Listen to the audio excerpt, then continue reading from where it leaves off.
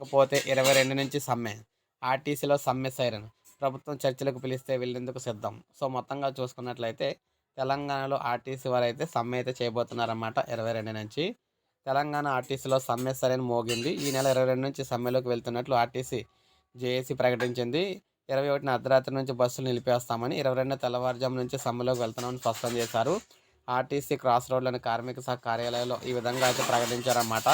So, మొత్తంగా చూసుకున్నట్లయితే చర్చల్లో పాల్గొనేందుకు ఆర్టీసీ అధికారులు రాలేదని, యాజమాన్యం నుంచి ఓ లేఖ వచ్చిందని, కార్మికుల సమస్యలు ప్రభుత్వం పరిధిలో ఉన్నాయని, తమ పరిధిలో లేవంటూ అందులో పేర్కొన్నారని జేఏసీ నేతలు తెలిపారు. ప్రభుత్వంలో ఆర్టీసీ విలీనం, కార్మిక సంఘాలకు ఎన్నికలు నిర్వహించడం మరో 30 డిమాండ్లతో సమ్మెకు వెళ్తున్నామని చెప్పారు. అయితే కార్మికుల సమస్యలపై పోరాటం చేసిన ఫలితం లేకపోయిందని, యాజమాన్యం కార్మికుల సమస్యల పరిష్కారాన్ని తప్పించుకునే ప్రయత్నం చేస్తూ బలవంతంగా సమ్మెలోకి పంపుతుంది. ఏప్రిల్ 9న కార్మిక శాఖతో చర్చలకు రావాలని ఆహ్వానించినప్పటికీ ఆర్టీసీ అధికారులు రాలేదు. అందుకే చర్చలను 13వ తేదీకి వాయిదా వేశాం. అయినా ఎలాంటి స్పందన లేదు అని చెప్పేసి అన్నారన్నమాట. సో, ఆర్టీసీని ప్రభుత్వం విలీనం చేసే విషయంపై కమిటీ ఏర్పాటు చేశామని చెబుతున్న రవాణా శాఖ మంత్రి పొన్నం ప్రభాకర్ ఆ వివరాలను బహిర్గతం చేయాలని డిమాండ్ అయితే చేశారు.